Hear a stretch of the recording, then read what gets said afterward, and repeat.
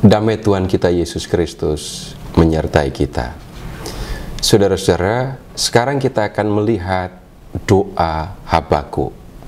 Doa yang disampaikan oleh Nabi Habakuk kepada Tuhan berkaitan dengan situasi yang dihadapi oleh orang Yehuda.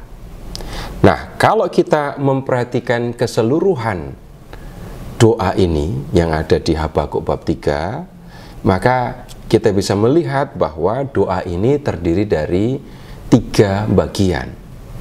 Di bagian yang pertama, di ayat 2, kita melihat permohonan yang disampaikan oleh Nabi. Kemudian bagian yang kedua, ayat 3 sampai dengan 15, ini menyampaikan penglihatan yang dialami oleh Habakuk berkaitan dengan permohonan yang disampaikannya di ayat 2. Nah, kemudian di bagian yang ketiga, ayat 16 sampai dengan 19, kita melihat reaksi Habakuk terhadap penglihatan yang dialaminya. Baik, sekarang kita lihat permohonan Nabi. Ayat 2. Tuhan, telah kudengar kabar tentang Engkau, dan pekerjaan-Mu ya Tuhan ku kagumi. Hidupkanlah itu di zaman ini, nyatakanlah itu di zaman ini. Dalam murka ingatlah akan kasih sayang.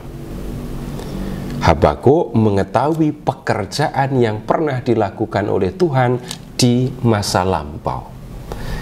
Dan pekerjaan Tuhan yang berkaitan dengan peristiwa pembebasan bangsa Israel, ya tentu saja pembebasan dari perbudakan di Mesir. Karya penyelamatan yang dilakukan oleh Tuhan ini begitu dahsyat sehingga orang Israel terus mengingatnya. Nah, Habakuk meminta supaya Tuhan melakukan hal yang sama. Hidupkanlah itu di zaman ini, nyatakanlah itu di zaman ini. Tuhan, umat-Mu sekarang ada di bawah kekuasaan kerajaan Babel. Bebaskan mereka, Tuhan.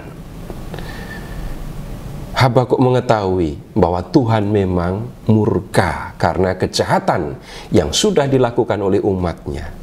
Tetapi Habakuk meminta supaya Tuhan tetap mengasihi umat-Nya. Nah, kemudian di bagian yang kedua doa ini kita melihat penglihatan yang dialami oleh Habakuk. Apa yang dilihatnya? Allah datang dari negeri Teman, yang Maha Kudus dari pegunungan Paran. 2 tempat yang disebut di sini itu ada di sebelah selatan Israel. Nah, ketika Tuhan dulu membebaskan orang Israel dari perbudakan di Mesir, Tuhan membawa mereka ke Gunung Sinai. Sinai juga ada di selatan Israel kan. Nah, Nabi Habakuk melihat Tuhan datang dari arah yang sama. Tuhan datang dari arah Teman, dari arah pegunungan Paran. Dan ketika Tuhan datang, Habakuk melihat keagungan Tuhan. Keagungannya meliputi langit dan bumi penuh dengan pujian kepadanya. Ada kilauan seperti cahaya, sinar cahaya dari tangannya, dan disitulah tersembunyi kekuatannya. Dulu ketika membebaskan orang Israel dari Mesir, Allah hadir dalam tiang api yang menyala pada waktu malam, yang memberikan terang kepada orang Israel. Sekarang Tuhan datang dalam cahaya yang sangat terang, dan dalam cahayanya itulah tersimpan, tersembunyi kekuatannya. Kekuatan yang dimaksudkan di sini tentu saja bukan kekuatan untuk mengangkat beban ya. Tetapi kita bisa membayangkan begini. kita memandang matahari di siang hari. Kalau sampai kita memandang matahari dalam beberapa menit, maka mata kita bisa jadi akan gelap, untuk sementara waktu tidak bisa melihat. Nah, ini contoh kekuatan cahaya. Nah, Tuhan datang dalam terang yang luar biasa, dan Tuhan juga datang dengan kekuatan yang sangat hebat. Seorang raja itu kalau datang diiringi dengan pengawalnya. Dan pengawal ini tugasnya adalah melindungi sang raja, jangan sampai ada yang mendekatinya. Dengan ungkapan yang negatif, kita bisa mengatakan pengawal raja akan bersikap sangat keras ketika ada orang yang mau mendekati dan mencelakai raja. Hal seperti ini kita lihat di ayat 5. Ketika Tuhan datang dari selatan, di depannya berjalan sampar dan wabah mengikuti jejaknya. Di depan Tuhan itu sampar, di belakangnya itu wabah. Baik sampar maupun wabah ini menampakkan kekuatan yang berbahaya kalau sampai orang mendekati Tuhan. Kemudian tentang kekuatan yang ada dalam diri Tuhan yang akan datang, itu kita lihat di ayat 6. Ia berdiri dan berguncanglah bumi, ia melihat dan bangsa-bangsa dibuatnya gemetar, hancur luluh gunung-gunung yang ada sejak purbakala, dan bukit-bukit yang berabad-abad menjadi rata.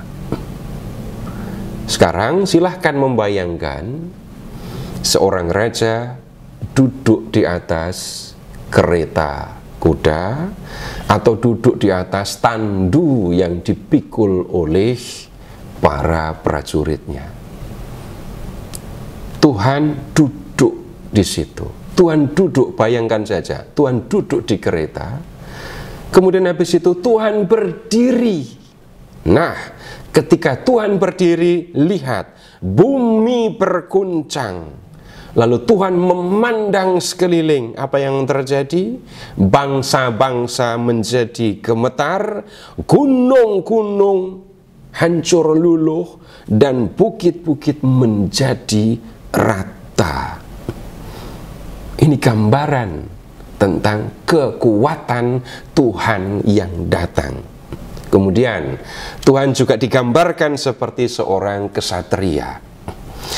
Busurmu telah kau buka telanjang, telah kau isi dengan anak panah. Keluarlah sungai-sungai dari bumi yang kau belah. Melihat engkau, gunung-gunung gemetar, air bah menderu lalu. Samudra dalam memperdengarkan suaranya dan mengangkat tangannya. Matahari, bulan berhenti di tempat kediamannya. Ketika cahaya anak-anak panahmu melesat dan kilauan tombakmu berkilatan. Ada dua senjata yang dipegang oleh Tuhan. Yang pertama, panah. Ketika Tuhan memanah, maka yang tampak adalah bumi jadi sasaran anak panah. Dan ketika bumi kena anak panah Tuhan, jadilah sungai-sungai. Melihat Tuhan yang seperti itu, gunung-gunung gemetar, air bah menderu lalu pergi. Samudra yang dalam memperdengarkan suara lalu mengangkat tangan. Kemudian ketika Tuhan sudah menembakkan anak-anak panahnya dan anak-anak panah itu melesat, maka lihat matahari, bulan berhenti di tempat kediamannya, tidak berani bergerak. Begitu juga yang terjadi ketika Tuhan melemparkan tombaknya. Matahari, bulan tidak berani bergerak.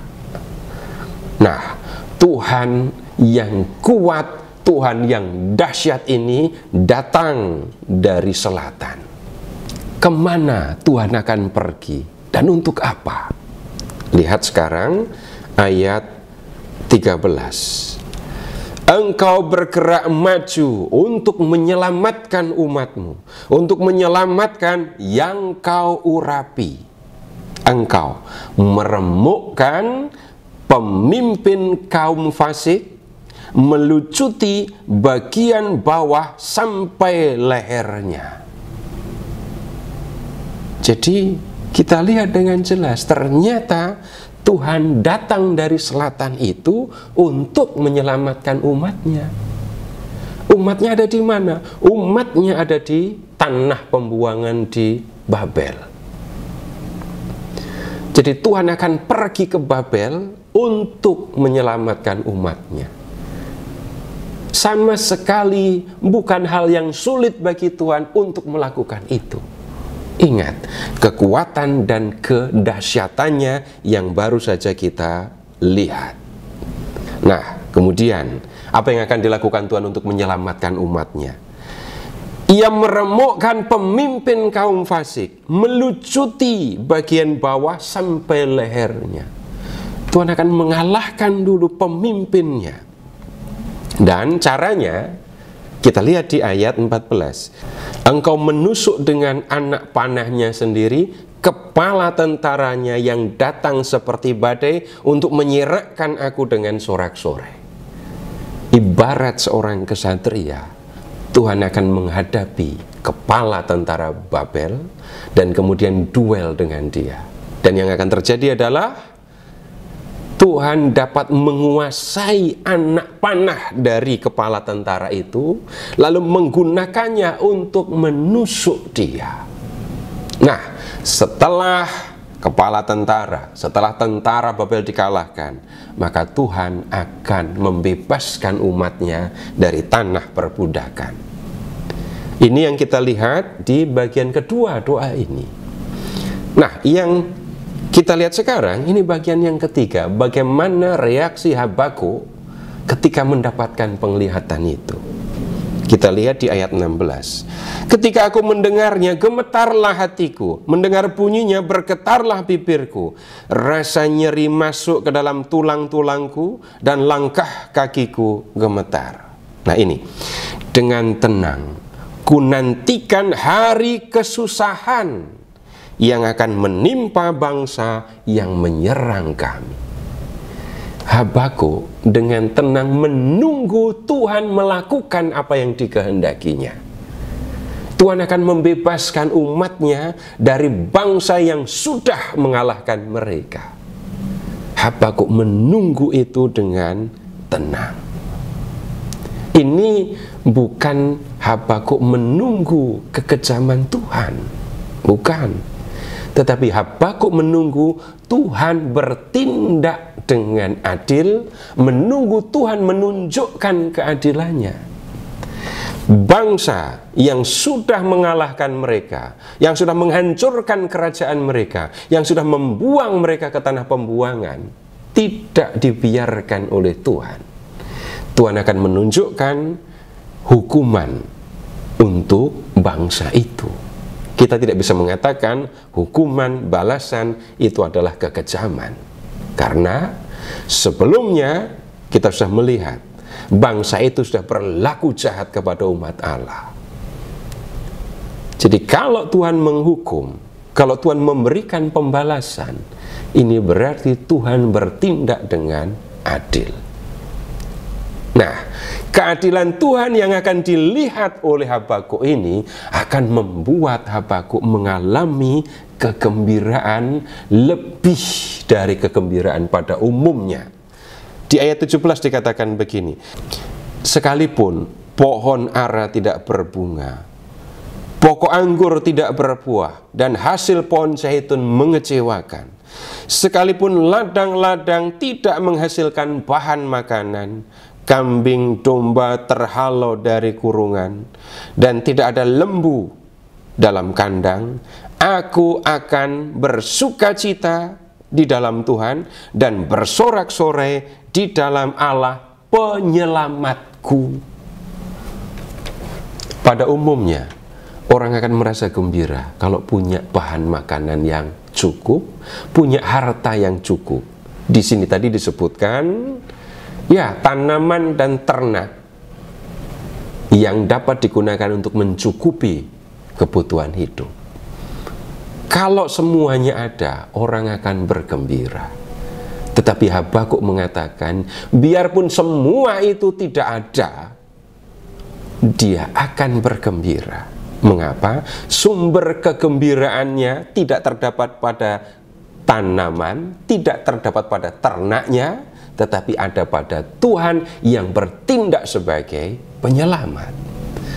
Jadi kalau Tuhan sudah menyelamatkan umatnya dari tanah pembuangan di Babel, Habakuk akan mengalami kegembiraan yang sangat besar yang tidak bisa dibandingkan dengan kegembiraan karena memiliki segala macam jenis tanaman dan ternak. Saudara-saudara, kalau kita melihat isi doa Habakuk ini, kita dapat belajar tentang keadilan Allah.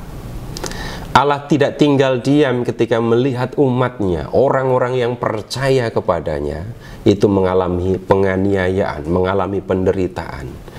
Seolah-olah kita melihat Tuhan ikut merasakan penderitaan umatnya dan tidak bisa diam. Dia mengambil tindakan untuk menyelamatkan. Nah, Tuhan berlaku adil. Tuhan berlaku benar terhadap orang-orang yang mengalami penindasan, perampasan, pembuangan. Dia datang untuk menyelamatkan mereka. Nah, kemudian hal lain yang kita perlu perhatikan di dalam doa ini adalah bergembira menyaksikan pekerjaan Tuhan. Bisa jadi Tuhan melakukan sesuatu untuk diri kita sendiri. Bisa jadi Tuhan melakukan sesuatu untuk orang lain. Tetapi yang kita lihat adalah Tuhan yang hadir dan mengerjakan sesuatu. Menyaksikan Tuhan yang datang untuk mengerjakan sesuatu, baik bagi diri sendiri maupun bagi sesama, itu adalah kegembiraan. Kegembiraan ini lebih besar dibandingkan dengan kegembiraan karena memiliki hal-hal yang bisa dikatakan diperlukan untuk hidup dunia ini. Nah, kegembiraan karena menyaksikan karya Tuhan inilah yang selayaknya menjadi kegembiraan orang-orang yang percaya kepadanya. Saudara-saudara, kita sudah belajar kitab Habakuk, dan semoga apa yang sudah kita pelajari ini dapat menolong kita untuk memahami firman Tuhan dengan lebih baik.